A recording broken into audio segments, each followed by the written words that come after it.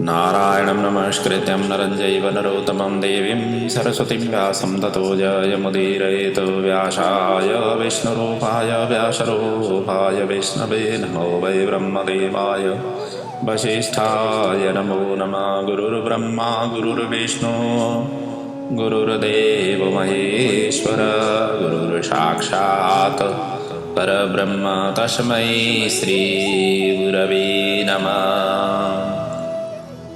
बोलिए श्री महाभारत की जय, सद्गुरुदेव भगवान की जय, श्री व्यास जी महाराज की जय। आइए विदुर नीति की हम चिंतन मनन करते हुए प्रथम अध्याय में ही है। ये अध्याय कुल 128 श्लोक में है। काफी बड़ा भी है ये अध्याय, सबसे बड़ा ये अध्याय है ये।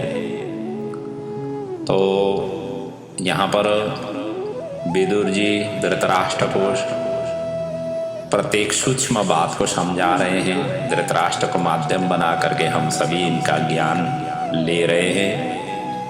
बड़ा अद्वितीय अद्भुत नीतियों से भरा हुआ स्वयं धर्म के अवतार विदुर जी के मुखारविंद से निकली हुई, इसका हम रसास्वादन कर रहे हैं। कल तक की चिंतन में हमने 72 श्लोक तक की हमने चिंतन मनन किया था। आज 73वां श्लोक से हम प्रसंग को आगे बढ़ा रहे हैं। आइए अब श्लोक के ही हिसाब से ही हम आगे बढ़े। ये 73वां श्लोक में विदुर जी वो कहते हैं कि 3 प्रकार के शरणागतों को हमेशा हमेशा रक्षा करनी चाहिए। उनको त्याग करने से हानि होती है, उनको त्याग नहीं करना चाहिए। इस विषय में ये 73वां श्लोक है। कहते हैं भक्तम च भजमानम च तवास्मीति च वादिनीम त्रिनेताम शरणम प्राप्तम विषमेपि न संत्यजेत। एक तो कहते हैं भक्त को, जो भगवत भक्त हो, जो प्रभु का नित्य चिंतन मनन करने वाला हो, जो सदैव प्रभु के प्रति आश्रित हो, या भक्त उसको भी कहते हैं जो स्वामी है, वो स्वामी के प्रति हमेशा हमेशा अनुकूल होकर के चलने वाला हो। ये भी भक्त के ही स्वरूप है। वैसे तो प्रभु के भक्त सच्चे भक्त हैं, स्वामी के भक्त दोनों ही नाशवान हैं। अर्थात जो अविनाशी के भक्त होते हैं वो परम धाम को प्राप्त होते हैं। जो नाशवान चीजों के भक्त हो जाते हैं वो नाश को ही प्राप्त होते हैं। दूसरा है सेवक, जो अपने कार्य करने वाले हैं। सेवक उसी को कहते हैं। तो दास है, नौकर है, चाकर है, इन सभी को इन सेवक कहा जाता है, जो अपने अधीनस्थ में रह करके काम करते हैं। और तीसरा है जिन्होंने मैं अब आपका हूं ऐसा कहता हो, अर्थात मैं अब कभी भी मैंने जो कुछ भी आगे पीछे जो भी कार्य किए हुए हैं उन सभी को मैं भूलते हुए अब मैं आपका हूं, आपका ही रहूंगा, इस तरीके से जो शरणापन्न हो जाते हैं। तवास्मी तीच वादिनीम, अर्थात अब मैं आपका ही हूं, इस तरीके से कहने वाले 3 प्रकार के शरणागत मनुष्य को, इनके ऊपर में कभी भी किसी भी प्रकार की संकट आ जाए तो उनको कभी भी नहीं छोड़ना चाहिए, उनको साथ और सहयोग देना चाहिए। ये भाव है। और यहाँ तक 3 चीजों की वर्णन हुई। अब 4 चीजों की वर्णन कर रहे हैं, क्योंकि मैंने पहले ही बताया था पिछले प्रसंग में 1 2 3 4 5 6 7 8 9 10 इस प्रकार से यहाँ पर विदुर जी ने वर्णन कर रहे हैं। अब ये 4 चीजों का कुछ श्लोक कुछ तरीके से आती है। और इस श्लोक में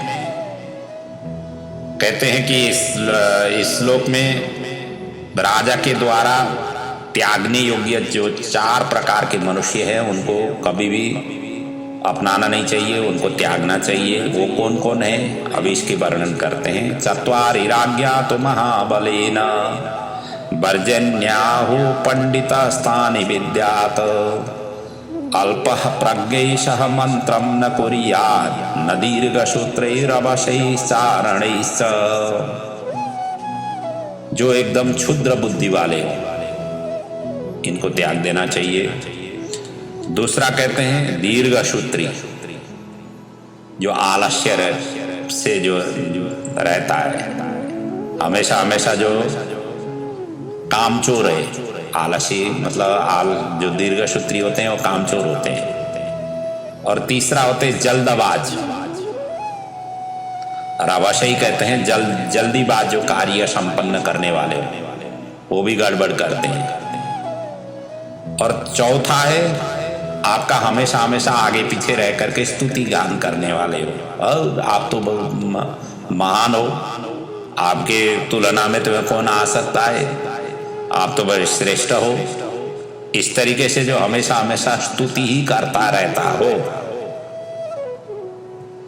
और इनके साथ में कभी भी राजा को गुप्त सलाह नहीं करनी चाहिए। जो अंदर की बातें हैं इन लोगों के सामने कभी भी नहीं करना चाहिए। ये चारों महाबली राजा के लिए त्यागने योग्य बताए गए हैं, अर्थात इन सभी को त्यागना चाहिए, इनसे दूर ही रह करके व्यवहार करना चाहिए। और विद्वान पुरुषों को, ऐसे व्यक्तियों को पहचान करके उसी तरीके से व्यवहार करना ही श्रेयस्कर है। अगले सूत्र में कहते हैं घर में रहने योग्य जो 4 प्रकार के मनुष्य हैं उसके विषय में वर्णन कर रहे हैं। तो कहते हैं चत्वारि ते तात गृहे वसंतो श्रिया विजुष्टस्य गृहस्थ धर्मे वृद्धो ज्ञाति अवसन्नः कुलीनः सखा दरिद्रो भगिनी चानपत्या। इनको हमेशा हमेशा संरक्षण देना चाहिए। किसको? एक तो अपने कुटुंब में सबसे ज्येष्ठ हो, श्रेष्ठ हो, जो वृद्ध हो, वृद्ध माता पिता जो भी हो, दादा दादी हो, अपने कुल के जो श्रेष्ठ हो, उनको हमेशा हमेशा संरक्षण देना चाहिए। उनको हमेशा हमेशा घर में अपने तरफ से सेवा शुश्रूषा करनी चाहिए। दूसरा, वृद्धो ज्ञाति अवसन्न कुलीन, उच्च कुल का मनुष्य हो परंतु वो संकट में पड़ा हुआ, कोई आपत्ति विपत्ति आ गई हो, लेकिन वो है उच्च कुल का व्यक्ति, इनको भी संरक्षण करना चाहिए, इनको भी त्यागना नहीं चाहिए, इनको भी आश्रय देना चाहिए। अपने जैसी स्थिति है उसी हिसाब से आश्रय देना चाहिए। और तीसरा, धनहीन मित्र तो थे, कारणवश वो धनहीन हो गए। कोई ऐसी आपद विपत आ जाती है अपने परिवार में, मित्र के परिवार में इस तरीके से आ सकती है, वो तो अब कहीं भी किसी भी तरीके से घटना घट सकती है, और जिसके कारण वो धनहीन हो गए हों, ऐसे मित्र को भी हमेशा हमेशा साथ और सहयोग देना चाहिए, और जिस किसी भी तरीके से भी उसका गुजर बसर के लिए हमेशा हमेशा प्रयत्न करना चाहिए। और चौथा है बिना संतान की बहन। अब बिना संतान की बहन तो पहले नंबर में तो कुंवारी हैं, कन्या तो ही संतान नहीं होती है, मतलब जो शादीशुदा नहीं हुई है उनको हमेशा हमेशा संरक्षण करना चाहिए।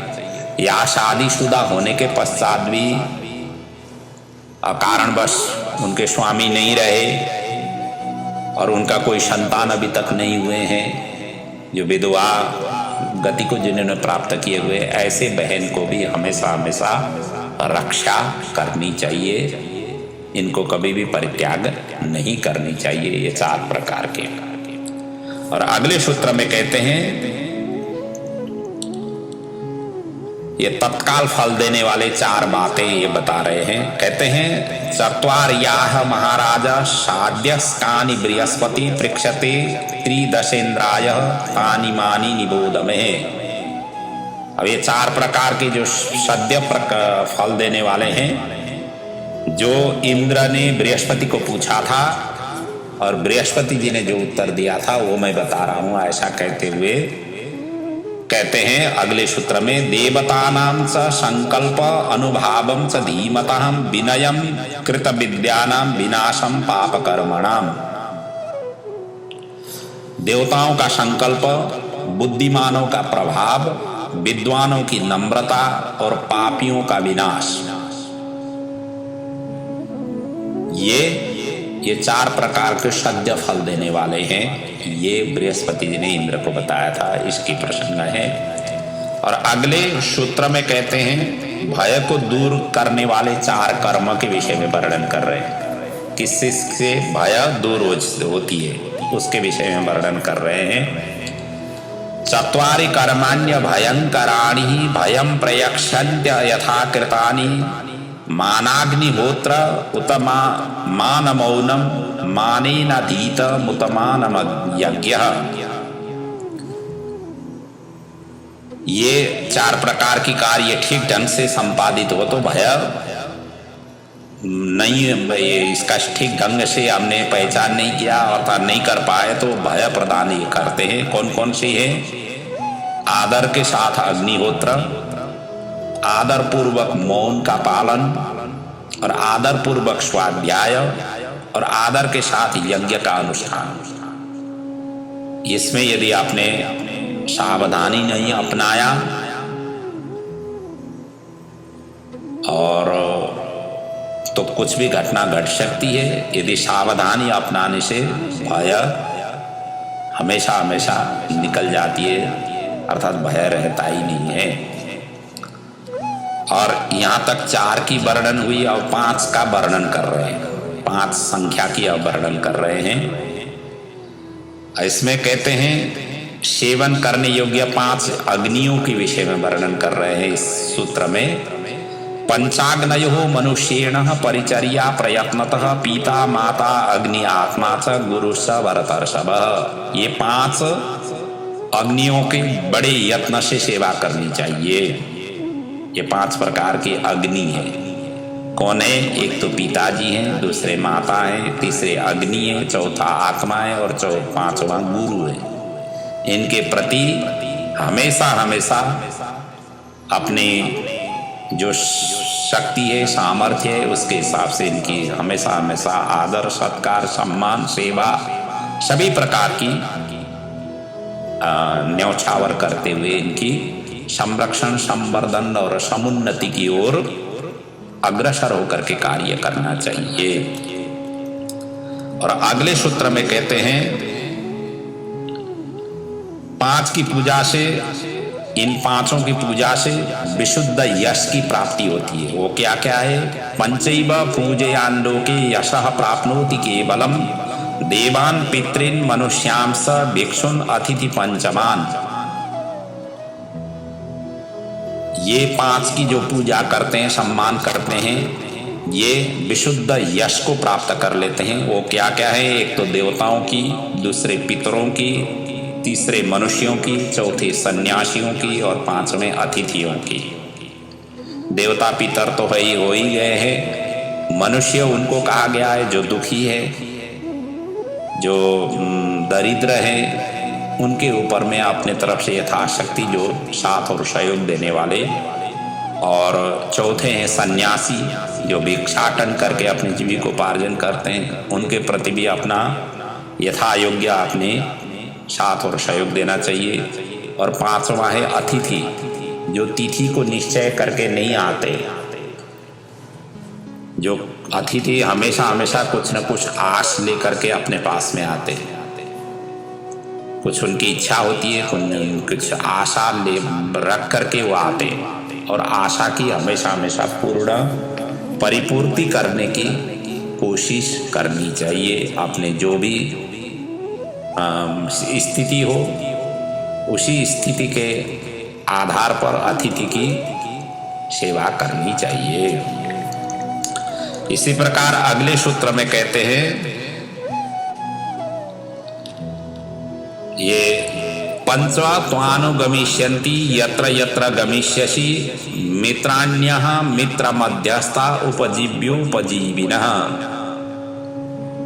ये 5 प्रकार के व्यक्ति राजा जहाँ जहाँ जाते हैं वहाँ वहाँ ये इनके पीछे लगते हैं। ये कौन कौन सी हैं? अब जो श्रेष्ठ व्यक्ति हैं उनके पीछे लगने वाले कौन कौन होते हैं? कहते हैं मित्र, शत्रु, उदासीन, आश्रय देने वाले तथा आश्रय पाने वाले, ये आगे पीछे ही रहेंगे। कहने का मतलब जो मित्र है वो सच्चे हृदय से आपको साथ और सहयोग देने के लिए पीछे लगते हैं, और जो शत्रु होते हैं वो शत्रु वो आपकी कहाँ कमजोरी होगी, कहाँ कमी कमजोरी करेंगे, उसके लिए वो पीछे लगते हैं। आजकल तो अब राजा है तो राज के प्रतिद्वंदी में अब आजकल तो विपक्षी में रहते हैं। विपक्षियों का काम ही यही होता है, कहाँ कहाँ गलती कर रहे हैं उन गलतियों को मतलब उसको गलतियों को ठीक करने के लिए वो पीछे लगते हैं और उन बातों को आगे ले आते हैं। और तीसरा है उदासीन, जो हो या नहीं हो उस तरीके के उदासीन होते हैं, जो दखल अंदाज जो नहीं करते, चाहे वो शत्रु से और मित्रों से वो किसी भी तरीके से दखल अंदाज नहीं करने वाले। और चौथा आश्रय देने वाले, जो आश्रय दे रहे हैं वो, और आश्रय पाने वाले, ये 5 हमेशा ही पीछे लगते हैं। अगले सूत्र में कहते हैं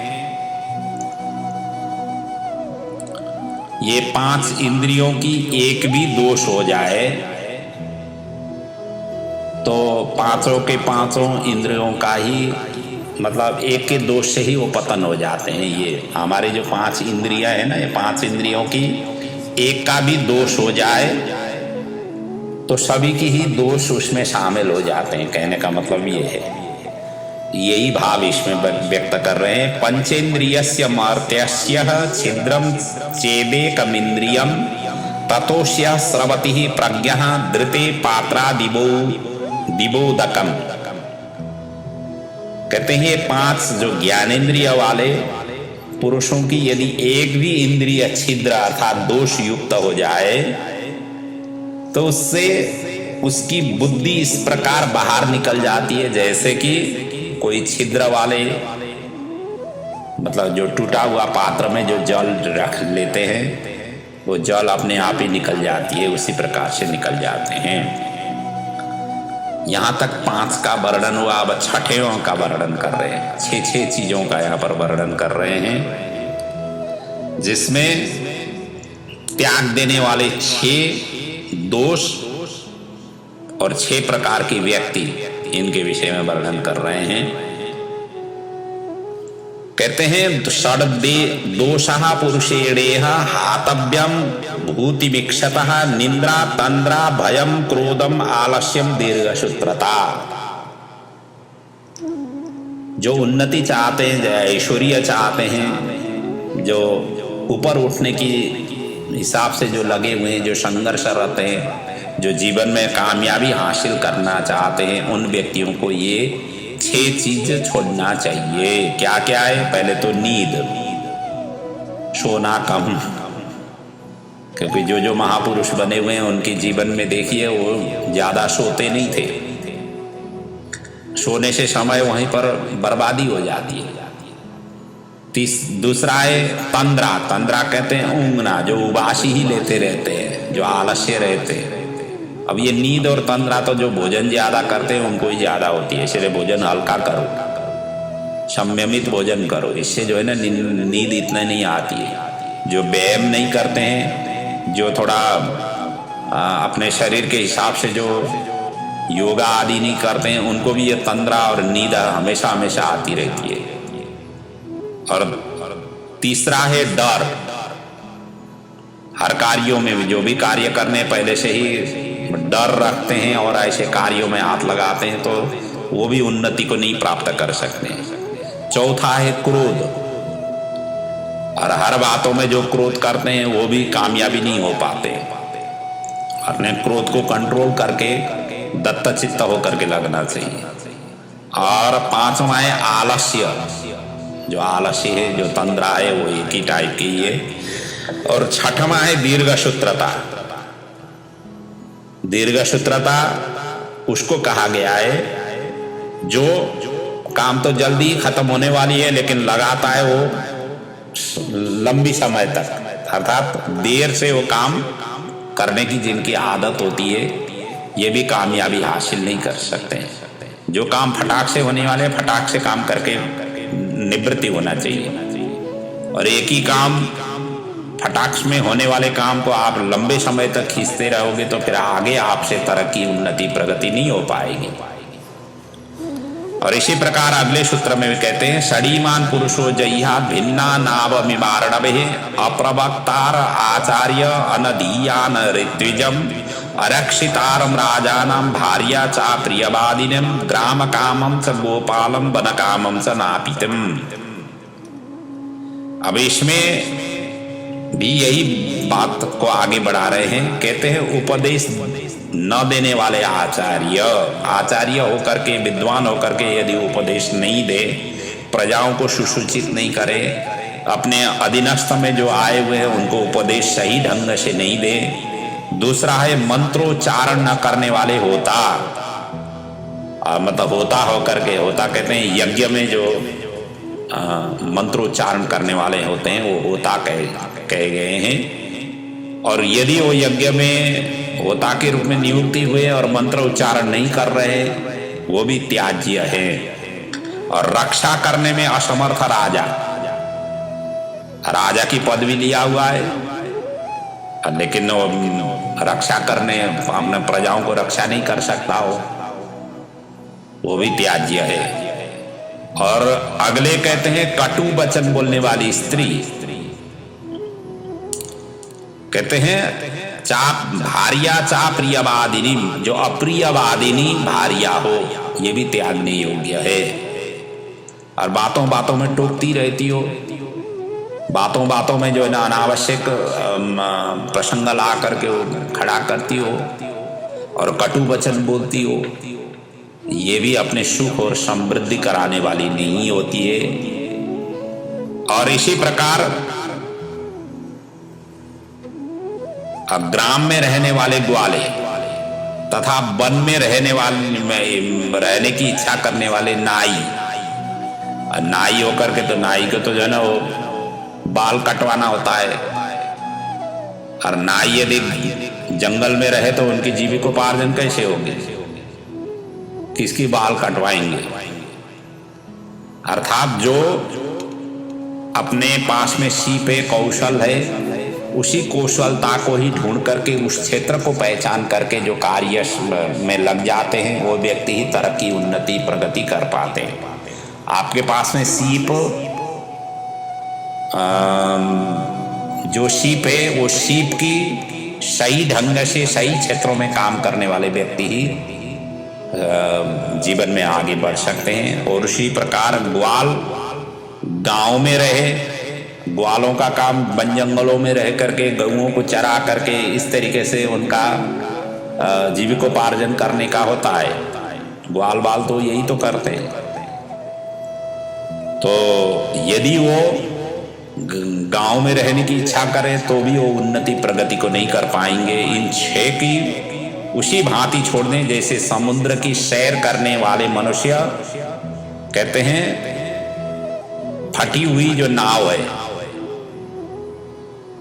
जह्याद भिन्ना नवा मिमारणवे, जो टूटी हुई नाव है, टूटी हुई नौका है, उस नौका को कौन चढ़ेगा। टूटी हुई नौका तो कहीं जा करके समुद्रों में जैसे भंवर में आ जाएगी और भी टूट जाएगी, फिर वो पार कराने में वो सक्षम नहीं होगा नौका।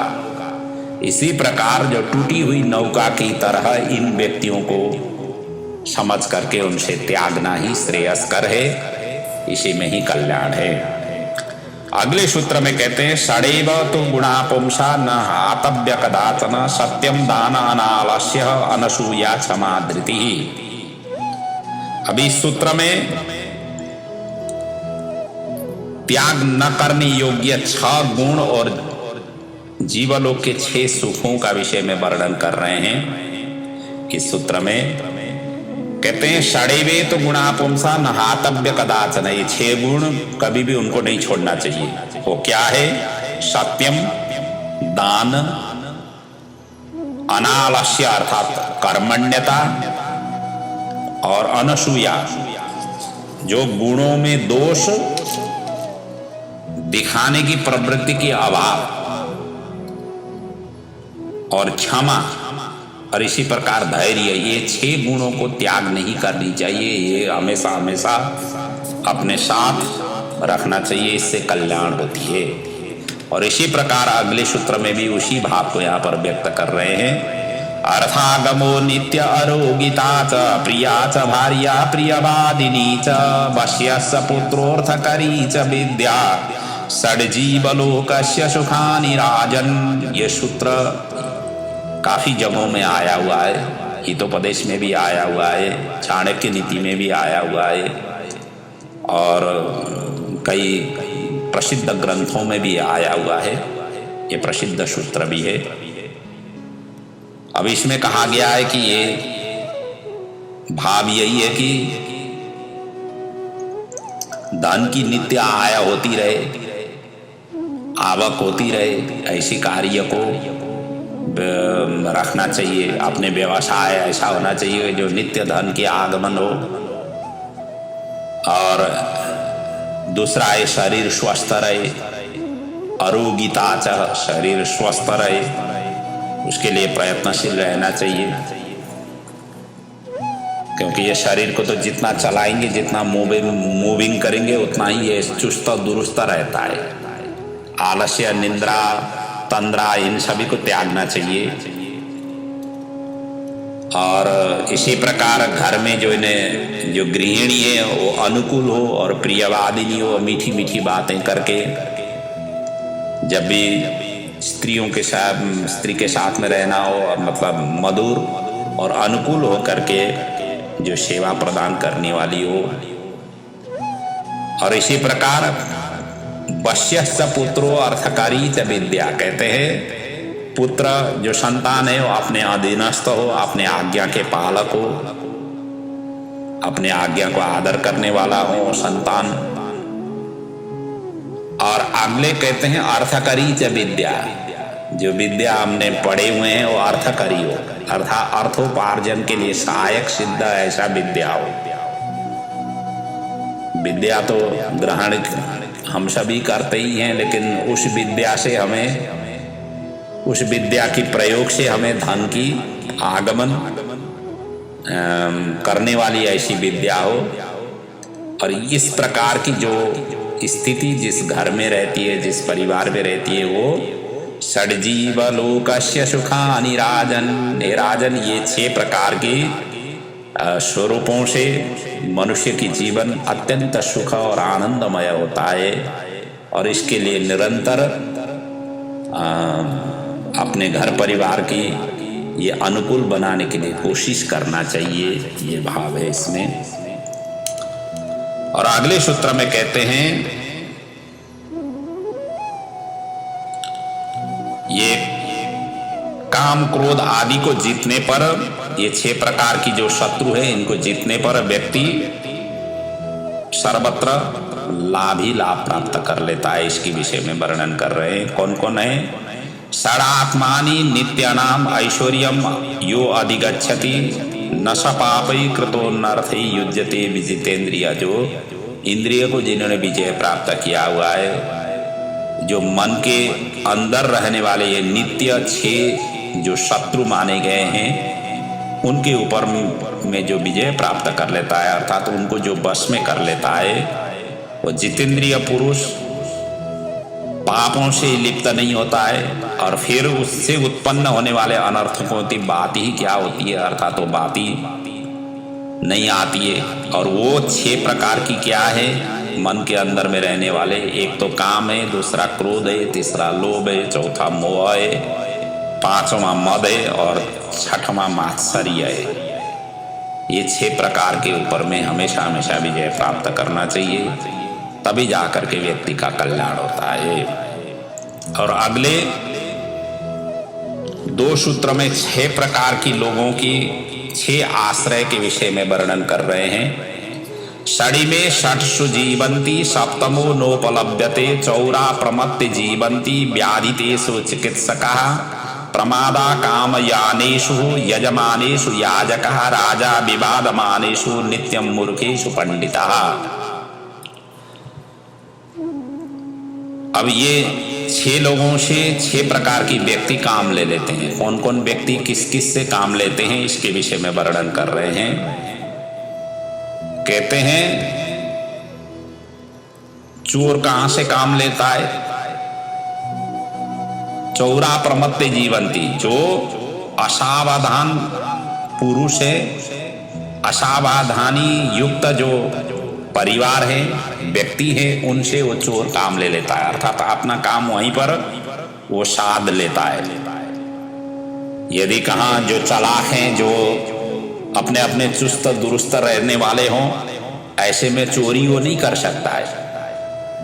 जहाँ असावधानी जहाँ रहती है वहीं से वो चोरी कर सकता है। अर्थात अपने कारोबार में भी, अपने दुकानदारी में भी, अपने उसमें भी जो ध्यान नहीं देने वाले हो, असावधानी युक्त जो चलने वाले जो स्वामी हो, और वो वहीं पर जो है ना चोर अपना काम निकाल लेते हैं। दूसरा है रोगी से वैद्य काम ले लेते हैं। अब वैद्य का काम ही रोगों को ठीक करना होता है। रोगी नहीं मिले तो वैद्य अपने काम कैसे, अपने जीविका कैसे पार्जन कर सकें। और तीसरा है मत वाली स्त्री कामियों से काम ले लेती है। मत वाली स्त्री अपने अपने अंदर में जो सौंदर्य का मद है, या जो अपने काम वासना का जो मत है, या इस तरीके की जो स्त्रियां हैं, और ऐसी स्त्रियां जो व्यभिचारी स्त्रियां हैं, वो कामियों से अपना काम ले लेती है। कामी जो पुरुष हैं उनसे वो अपना काम ले लेती है। और इसी प्रकार यजमानों से पुरोहित काम ले लेते हैं। और पंडितों का काम ही यजमानों से होता है। यजमान ही नहीं मिले तो पंडित क्या करे। इसलिए पंडितों का जीविकोपार्जन यजमानों से ही होती है। और इसी प्रकार झगड़ा करने वाले से राजा अपना काम ले लेता है, अपना साथ ले लेता है।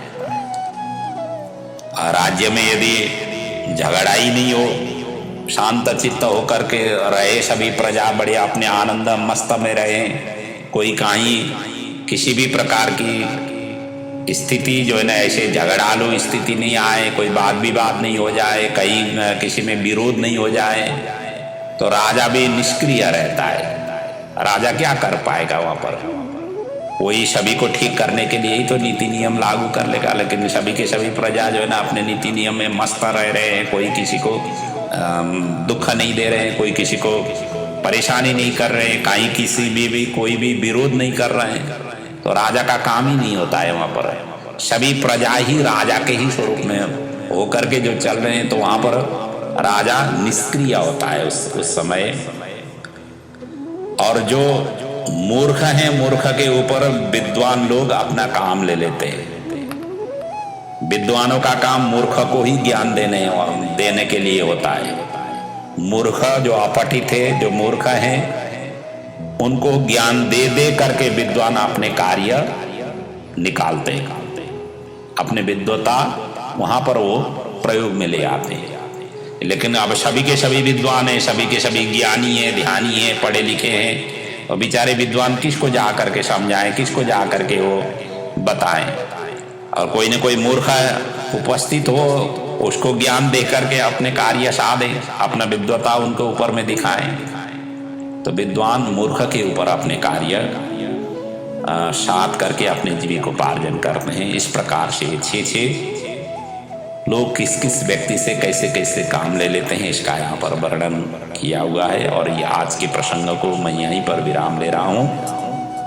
आगे की जो प्रसंग है पुनः चिंतन मनन करेंगे।